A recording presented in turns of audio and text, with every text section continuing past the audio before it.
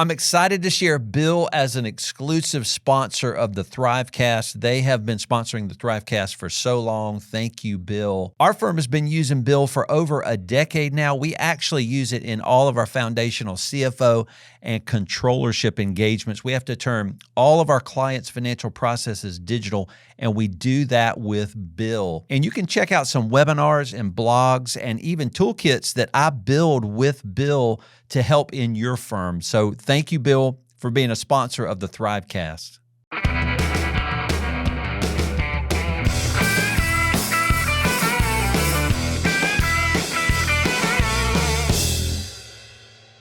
Hey, welcome to an episode of the Thrivecast. You know, we're in a two-part series. If you listen to November, we're talking about strategic calendar work blocking. And part one was a high-level view, kind of the purpose and definition of strategic calendar work blocking. Now we're talking about the visual parts of strategic calendar work blocking, something specifically called containering. That's what we're going to talk about, and I'm going to show some visuals of that as we get into this. So let's dive into part two, and I hope this really helps you be effective in being intentional about your future as you plan your next year, 2024. So it will be good for you to hear the November episode before you hear this one, if you want to do that. Okay, so we talked about strategic calendar work blocking, and I wanted to show a visual of our calendar. Specifically, I wanted to show a visual of what we call containering our system. So I run two full-time businesses. I'm the CEO of two full-time businesses. I don't work 80 hours a week, 40 in one and 40 in the other, thankfully. And it's because of the structure and the order and the way in which I work. So my work is very ordered. It is not chaotic. I'm very successful in the work that I'm accomplishing. Sometimes I don't achieve all my goals. Most of the time I do. And I don't necessarily mean that I will achieve all of my goals. I just mean my daily work is very structured and ordered, and I am accomplishing a lot of the things that I'm meant to accomplish because of strategic calendar work blocking. If you remember part one, if you listen to that, we said there's really not a day you should walk into that you haven't already pre-planned in the past. So you never want to walk into a day that hasn't already been planned for you. That is the purpose of strategic calendar work blocking. And the way we do it is container the system. So my work goes Monday to Saturday, 8 a.m. to 6 p.m., those 6 days. That's what it takes to run two full-time companies. I've been doing that for a number of years. I won't always do that. You know, as I get older and I work in different ways, my work will change, but this is kind of what it takes for me now to do it. And the thing I had to come to realize what I had chosen. I'm the one who started these two companies. So I don't have anybody to blame except myself. I wanted to be an entrepreneur, right? I wanted to do these things. And I really enjoy entrepreneurship more now that it's very structured and an ordered way to work. That is very important. So if you remember in part one, we talked about we do strategic planning in November to plan our whole calendar in advance for the whole next year. And one thing we do when we go through that brainstorming of strategic planning in November is we come away with about 8 to 10 efforts and initiatives that we want to accomplish in the next year. And that's about all we can handle, right? With two full-time companies, there are a lot of people that do need me, and I want to be available for a lot of people. So there's about 8 to 10 things that I can commit to, give or take. Could be 12, could be 6, just depending on how big those goals are.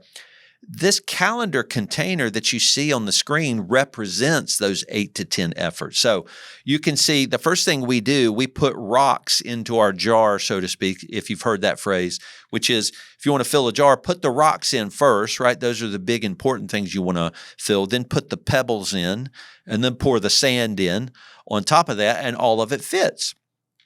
That's kind of a representation of how a calendar is built.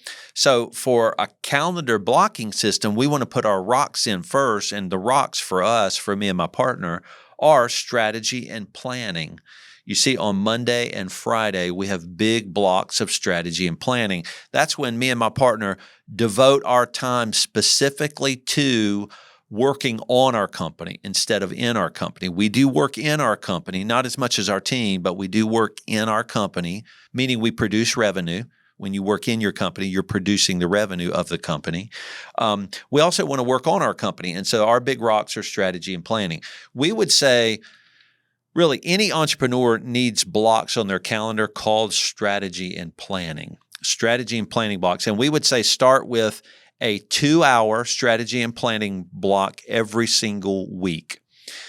And if you remember from part 1, you do it in a recurrence, right? So you do it in a rhythm. So we would say not just 2 hours of strategy and planning every single week. We would say every Friday at 9 a.m. to 11. That's when you do strategy and planning. Or some other time. You might do it Monday from 3 to 5, 3 p.m. to 5 p.m. Whenever you do it in a rhythm. The rhythms are what drive order. They fight back chaos. So we don't just want you to do strategy and planning every week, and then you have to find a time each week. Use the efforts of the calendar to let it rhythmically place those strategy and planning blocks on your calendar, and then perform that work. And now you've created a place where you're going to be strategic building your company. We run 2 full-time companies, so we need a lot of space, right? And we're always doing some pretty big visionary things, big events, big programs, big efforts, lots of marketing, content. So we're trying to lead in the places that we want to lead. So we need a lot of strategy and planning.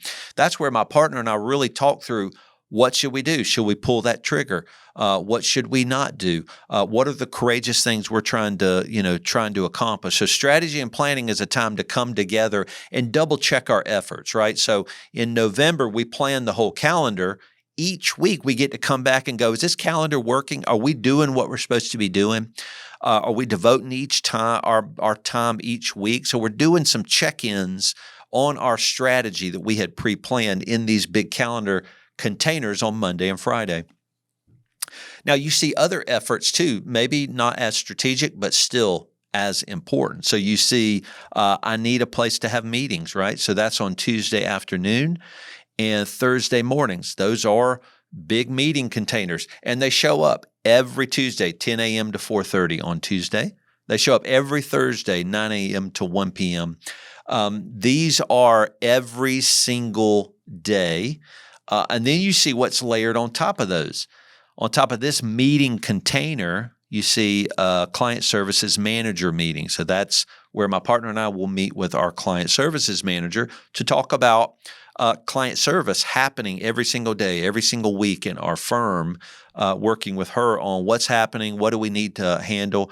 You'll see a Thrival team meeting. Thrival, well, you know what Thrival is because you're on our podcast. That's where we'll meet with our team every single month. That's a monthly meeting. So that's going to happen. If this is the second Tuesday for that Thrival team meeting, then we probably have that recurring every second Tuesday of every month at 12 p.m. And then we tell our team, hey, we're going to have our Thrival team meeting every month, second Tuesday at 12 p.m., recur it on your meeting.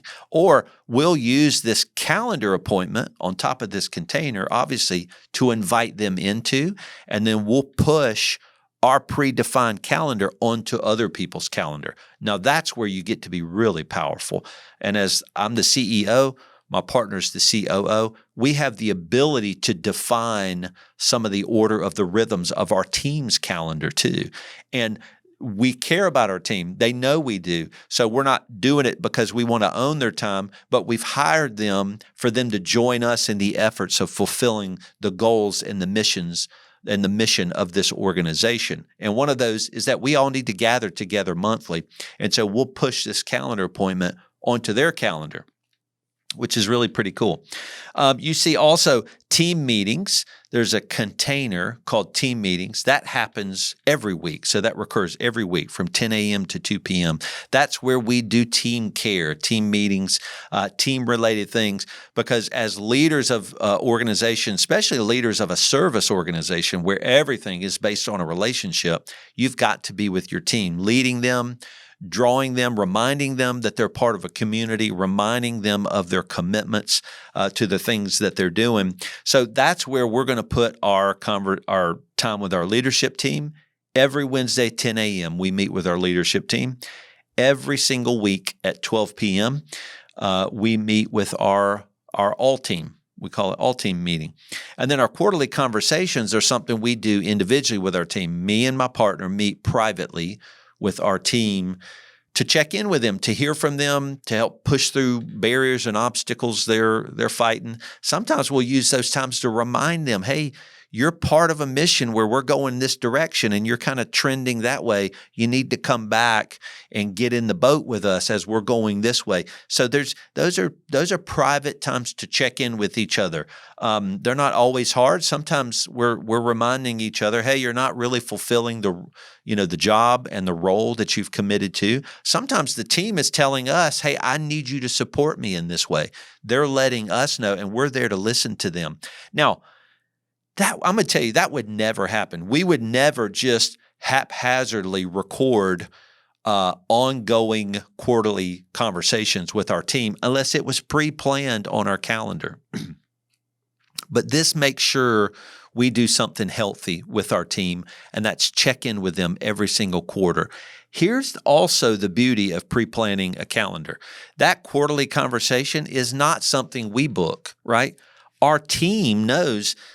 Like our team that helps us book appointments, they know every Wednesday at 1 p.m., that's when Jason and Julie are going to meet with a team member. And so the team take that, the ops team, and they start scheduling everybody every single quarter in a rhythm. They manage the spreadsheet of the team and when they're meeting, when they met last, when they're going to meet again. They start scheduling those teams to come onto our calendar.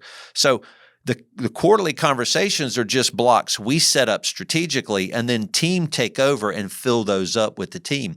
So the beauty of that is if you intentionally create a calendar, it means you can delegate that calendar, right? Because it's so clear, it's already predefined. So once you predefine that calendar, then you can give it to somebody else and say, now you fill up the calendar with the intention of those meetings in those quarterly conversations. One other thing real quick I just want to mention, there's a lot I could mention on the calendar, but I'm in a studio shooting these podcasts every month. I come to a studio monthly to shoot marketing videos that help with content to teach people. That's what we do. It's part of our mission is to teach. We want to teach. We want to help people understand things. So I have a big block where I come to the Pronk Studios, which is where I am now, doing the work with this great team at Pronk, really just creating these videos, these podcasts. But now I can't just show up in that block. Of course, I have to verify that block with the studio. They have to go, yep, that works. And they'll recur with us too. They'll recur that block all the way through the year. Sometimes we move those around, but they'll make an effort to collaborate with us on that collaboration. But I come in and do teaching like this. So you're watching this teaching. I have a slide deck. Where did I prepare that slide deck? It's in this Saturday block. This Saturday block is the social media podcast planning and reviewing block. So this is where we're reviewing some of the stats of our social content and the pushes on our 5 main channels. And this is also where I would plan questions maybe for our podcasts or slide decks that I'm going to present in a podcast like this. I can't even walk into this block unprepared. It has to be pre-prepared before I get here. And so I have a block to prepare for a pre-prepared block to come into the studio. So again, we pre-plan everything, but it means also we're successful and we push out gobs of videos, gobs of content. We've been doing monthly podcasting for between our two podcasts, almost 25 years. Been podcasting almost for 25 years, probably 23. One's, I think Thrivecast, been around going on 13 years. Our other podcast, 11, 12 years, or 10 years, something like that. So it's amazing, but it all takes a lot of intention to be forward thinking in how you pre-plan. So let's take a quick break for a sponsor, and then we'll come back and wrap this session up. I'm excited to share Divvy as an exclusive sponsor of the Thrivecast. Unlike expense management, spend management from Divvy now lets us provide cards to our team members, apply budgets to those cards with preset levels up front for each team member. And as we've implemented spend management, we no longer have to deal with the messy receipts on the back end of our expense management process. Check out getdivvy.com, that's GETDIVVY.com, for more information on managing your funds and moving them to the front of your spend process. We're back. So you remember these containers. Now what I'm going to do is I'm going to put up my partner's containers on her calendar. So when I put those on there, you can see hers are purple. So mine are red, hers are purple. And basically what that means is she's blocking her calendar too, right? And you can see she's blocking a lot of things alongside mine. Now, she's the COO, so she's really just running operations daily. But she also has rocks, strategy and planning, right? Obviously, so I have a red strategy and planning block. She has a purple strategy and planning block. Those are the two rocks we put in there. And in one strategy and planning day, you can see there's something called Clarity Day. That's a different kind of strategy and planning. And that's where we want to step away for, once, I can't remember if we do that monthly or quarterly, but we'll step away and go just clear our minds and focus on one thing. It's like, what is one big thing we need to think through and pursue in our calendars?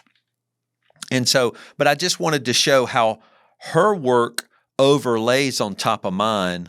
One thing I'll show you, like when I go into the studio, I'll back up. When I go into the studio, you see Thursday on January 18th at 1 p.m., she's accepted that calendar block, but she doesn't come into the studio with me. She's working on ops and events, right? Because she's working on projects in operations, project management systems, project management processes, building new processes. The team, she's meeting with the ops team or a lot of the team. And so she uses the times when I'm alone doing my work that we pre-planned, she goes and does her ops time. And then one thing I didn't mention in this previous screen is these Todoist blocks. These are just large calendar blocks that we recur. Basically, there is a product called Todoist. It's just a to-do list, right? It's just a piece of software, a cheap piece of software, or least less expensive piece of software, not cheap. It's a basic, really good product, Todoist. That's where I throw all of my to-do list from our strategy and planning. So our strategy and planning time are times when we're together thinking about what are we going to do, and out of that comes a lot of to-do lists for my partner and a lot of to-do lists for me. And so we just have a lot to do. And so when I move into a Todoist block, I'm alone knocking out my to-do list. She's also working on her ops and events list because we do a number of events in Thrival and Blumer, our firm. Events are part of how we do a lot of our education. Also courses, programs, teaching, things like that. Some we do live events, some we do virtual events. But our events are gatherings of people where we do teaching and care for the entrepreneurs that are under our care. So when I'm doing my list, she's doing her list of event-related things in ops. So you can see how they go together. Again, when I'm doing my to-do list on Thursday mornings from 8 to 9, she's doing ops. And Twist, which I didn't mention, is down here. Again, I don't work out of my email inbox. I work on my email when I say, right? I decide when I go clear my email. It's not a strategic part of my work. It's just a necessary thing we all have to do. That's why we don't work out of an inbox, because it's not a strategic effort for us. It's just communications we have to manage, knowledge movement we have to manage. So at the end of the day, I'm clearing my email, and I'm also clearing Twist. Twist is like Slack. It is the place where we do our chat online, and we're virtual companies. Our Blumer firm and our Thrival community are both virtual companies with teams scattered across the country, sometimes the world, because we have some team that travel around the world while they work. So Twist is where we communicate. That's our office. So, and that's a suggestion when you're a virtual company, you do have to have an office location online where people come to discuss, put videos, put notes, put documents, put links to Google Docs and Google spreadsheets. That's where we congregate and do our private work together, and everything's ordered and, put into different rooms where we discuss different topics, different client issues, things like that. And so when I'm doing my Twist or emails, that's when she's doing her ops and Twist as well. You can also see Saturday, one thing I produce a lot is content. That's one of the big efforts, right? Coming out of strategic planning that we talked about in part 1 of the podcast, these 8 to 10 efforts and initiatives. Content production is always something I'm working on.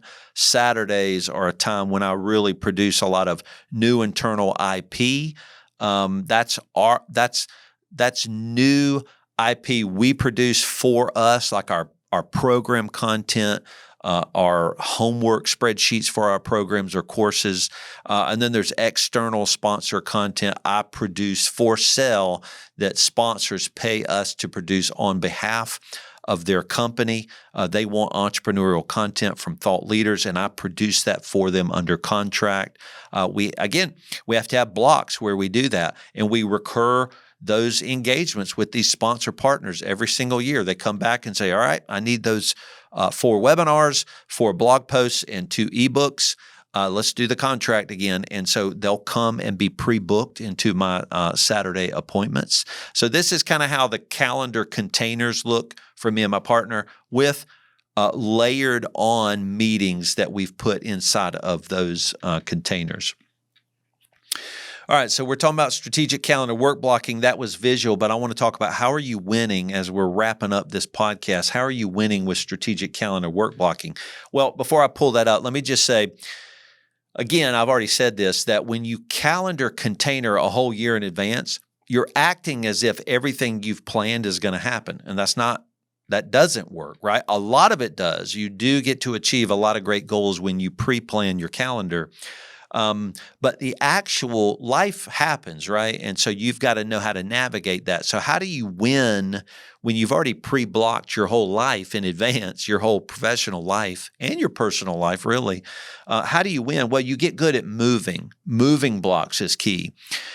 So not only do you want to do strategy and planning and pre-block your whole future, when you walk into the actual each day, you have to be good at navigating actuals around your blocks. So what you're going to do is move your blocks periodically. Things happen.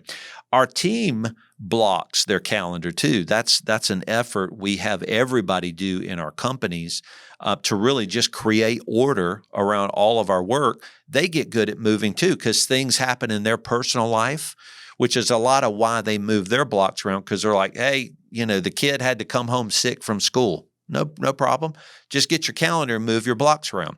That's what me and my partner do. So that's something you become adept at, is dealing with the reality of life is by moving your blocks. Sometimes we'll shrink our blocks or we'll expand our blocks because we're like, ooh, that needed more time than I thought when I pre-planned this calendar.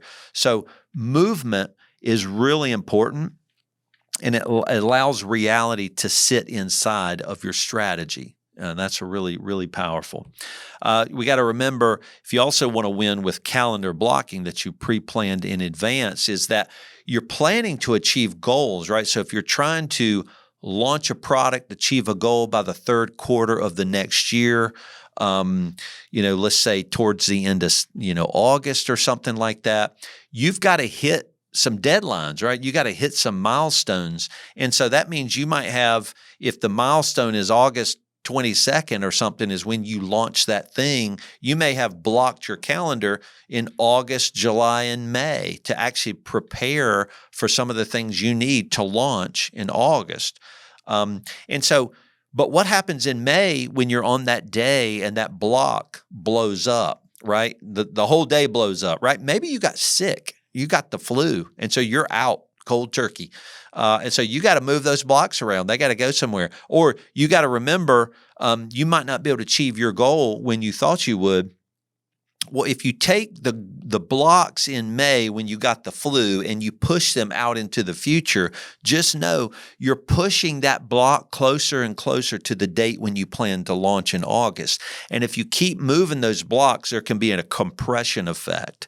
And so you can really domino together a lot of issues. So that May calendar block where you plan to do that initial work towards the launch in August, that's the first domino. And if that one falls, it could start knocking over all those other dominoes. So you have to know if you push those blocks too close together, you're going to start compressing those. So one block change can have a domino effect on future blocks that you needed, right? Because the block in May needed to be done so that the block in July could do the next step.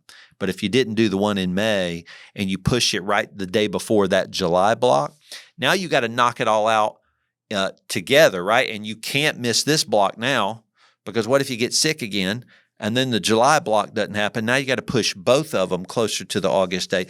So there's just some domino effect you got to consider as you start compressing blocks together. So you do get to move blocks. You have to.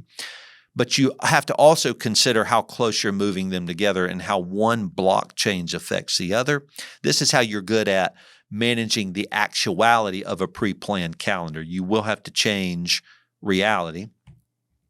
And then yeses or nos, this is something that really is offsetting the effect of what entrepreneurs struggle with, which is they don't like to say no. They want to say yes to everything. So a calendar forces you to have a visual representation of all the yeses you've said. You say all your yeses first, and then it's easier for the entrepreneur to push off those no's when they won't fit, right? You're looking at your calendar going, there's nowhere for the request that just came in from that person. So I'm going to either say no or I'm going to change one of the blocks I have. That could be something you do and something you got to be careful about. So the strategy is to say your yeses first because it's hard for an entrepreneur to say no. So yeses are your strategy. Say all your yeses first. And then you don't have to fight those no's as much. So the benefits and advantages related to the wins I just shared with you in moving, how does understanding the method to adjust your calendar give you the ultimate freedom of choice with your business structure and goals? Basically, it's what we said. Entrepreneurs are not free to do whatever they want. They are free to make any decision they want, which is really pretty cool. It means you can pre-plan courageously a whole calendar a year in advance, and then you have the power to move that around, right? You have the freedom. It's your calendar. Calendars are not locked in stone and in concrete when you plan them a whole year in advance. You always get to move your block. So the block moving is what really represents your ultimate freedom, not only in pre-planning a whole year in advance, but knowing you can deal with the actualities of life as they come by just moving your blocks around too. You have that power. That is your power as an entrepreneur. It's not only to block your future, but to change and move your future around as you see fit, which is really pretty powerful. And then the domino effect, how does managing the domino effect of strategic calendar work blocking give you the power over healthy priorities and rhythms to lead a reasonable life? And it's basically saying you no longer have to deal with an unintentional calendar that you didn't plan and you squish everything together, right?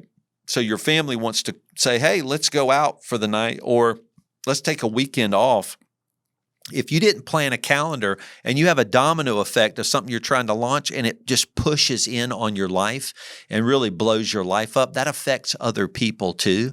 And you're starting to live an imbalanced life, right? When you're just constantly pushing and crushing things into your life and just constantly feeling overwhelmed, out of order, living in chaos. What you need is structure. And so knowing the domino effect so that you don't have to push things closer to each other and crunch yourself, crunch your calendar, crunch your life, you can have a better work-life balance. You can really plan the rhythms of your life and go, hey, it's Tuesday. I'm going to work a little bit later till 6:30, till 7 tonight because I know I don't want to push it into Saturday because Saturday is when I want to go out for dinner or something like that. And so Saturday can be a pre-lived life where you can plan things really well. But you had to work a little bit later on Tuesday. It's just knowing the domino effect of doing that allowed for you to have something good later. And then the yeses and nos. How does managing your yeses and nos intentionally support your strategic vision and your growth goals? It's because your strategic vision and goals are the ones you said yes to in your strategic planning in November when you pre-planned your calendar. So pre-planning a calendar is creating a calendar a whole year in advance that represents all of the vision and the goals you had. So saying your yeses first, what you're saying yes to, is all of those strategic goals you're trying to really achieve by being an entrepreneur in the first place. That's the beauty. And so when you get all of that pre-said, when you get all of those yeses pre-said into your calendar, so to speak, by pre-blocking that calendar, you're going after your goals. That's what you're doing. That's what this whole calendar is doing that you've pre-planned in advance. It is supporting the effort of you only achieving your goals. And then when reality comes in and it's starting to say no's to you, it's like, no, you can't do what you originally said yes to, then you get to answer that question or say, nope, I won't let that no come into my calendar. I'm going to still be committed to the yes I said a whole year ago. So that's the benefits and advantages of saying this yes and no. So as you go into next year, I hope strategic calendar work blocking for you can be this beautiful effort of this is how I'm going to kill it in 2024, because pre-planning your calendar can be what allows you to be extremely successful.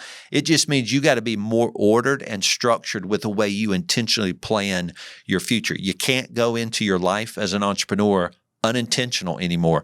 I know I can't. I run 2 full-time companies. So for me, it became super obvious.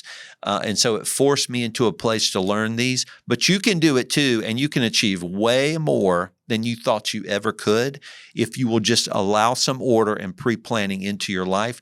You will see your life change. You will see you start to achieve goals in a very ordered way, very consistently. And then you'll get better at this year after year. And you'll just make bigger and bigger goals, and you'll just achieve them. And then you get to a place where I am right now, where I know whatever goal I set for next year, I'm probably going to achieve it. It's like a given. And that's so cool to know I'm going to launch that program. It's just going to happen. Not hard, not chaotic, no crush of the domino effect. I'm just going to do a lot of planning, and then I'm going to knock it out of the park. Really cool. I hope you have a great rest of the year, only a few days left in this year, and I hope next year is really powerful as you pre-plan your strategic life. Thanks for watching us on the Thrivecast. We'll see you.